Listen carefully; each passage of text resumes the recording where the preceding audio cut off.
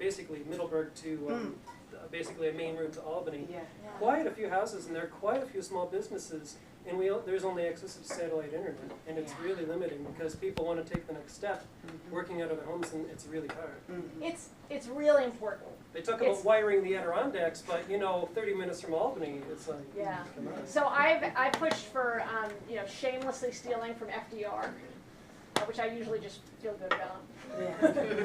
But he supported the Rural Electrification Act, working with rural Republican senators to push through getting every last farmhouse, every last business, every last home getting access to electricity, and then 10 years later to a phone.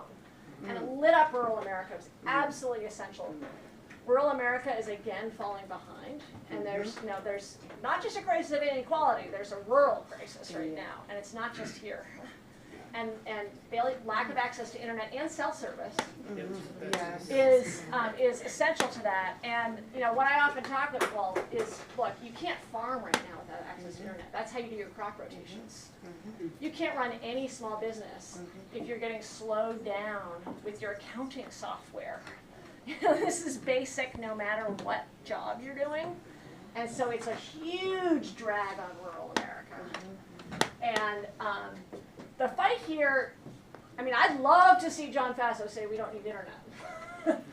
But the real fight here is with basically big cable companies that are very happy with their limited monopolies, and they don't feel like they need to come here. They don't feel like there needs to be competition.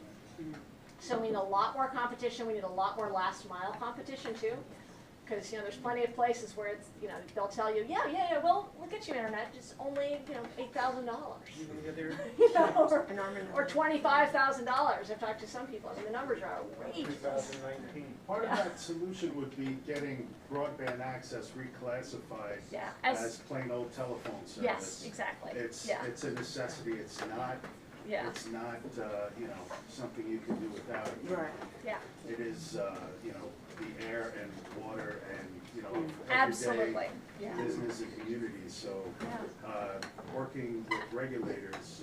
Absolutely, and I've actually been pushing for that for a while. I was working with the same people who are working on net neutrality, on pushing for reclassification. Good. So I will continue to support that in Congress. And I see our brother from CWA here. Actually, it does, just briefly before opening up to more questions, I know it can feel like a tough time, but I just want to point out the amazing victories in recent years and how they have all come the same way. They have all come, not through any heroes, but through grassroots up. That is, so far we've stopped the Trans-Pacific Partnership. So far. Which nobody thought we could stop a year ago. We stopped the Comcast-Time Warner merger, which nobody thought we could stop, and that was grassroots. We got net neutrality, which nobody thought. We, here in New York State, won one of the greatest environmental victories of the last several decades in the fracking bans. Yes. Yes. Yes.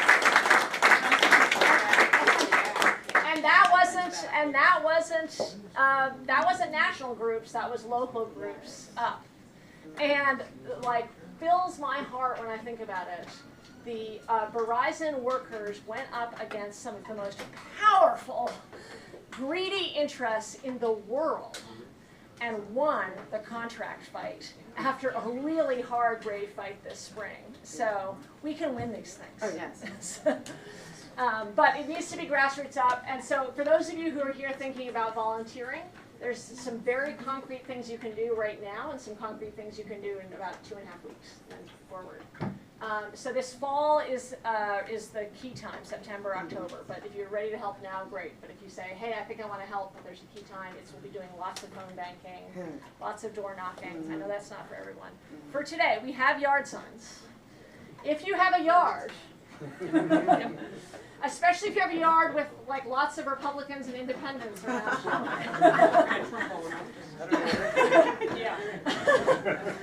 Which I imagine applies to 90% of you. We have some signs. We have a sign-up sheet for volunteering. And right away, what we'll do is we'll get you on a volunteer list. Our office is too far away. Yes. So we know that. What we're doing is working on how you can do a long distance phone banking Yes. so that we can get you phone lists. But that won't be for a couple more weeks, just so you know. All right. So that we'll get you phone lists that you can do at home, have your own house parties where you get together and have a Green Wolf beer and call people, maybe not in that order. And then the last thing you can do, and this is really important, is if you're really inspired, don't wait for permission from me. Just get out there and start doing stuff. You know, if you're going to be at the Sunshine Fair, go, you know, take some flyers and pass them out. This is a permission-free politics, right? Because which is how it works, and that's how it's worked in the key fights that we won recently. Is we don't want to be a bottleneck because we're a small staff. We're being, you know, I'm proud of one of my favorite compliments is that I'll push a nickel farther than anybody in politics. I'm frugal. And I'm going to need to, you know, just at the reason we need to raise so much money, just so you guys know, is because there isn't that much local media.